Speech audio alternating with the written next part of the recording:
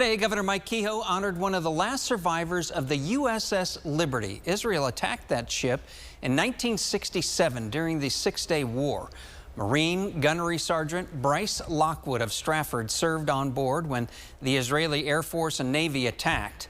The attack killed 34 crew members and injured more than 170 others.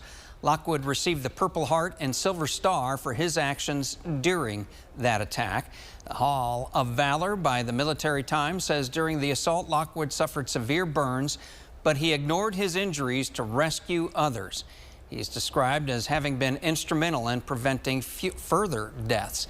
A local Marine recruiter presented the surprise proclamation to him, but on a day to honor him, Lockwood focused on remembering his shipmates, both those who survived and those who died. So many men that I had worked with for years, good men, heroes, heroes, in an unprovoked attack on an unarmed, virtually unarmed ship in international waters. The attack of the USS Liberty would later be determined to be a mistake due to confusion about the ship's identity.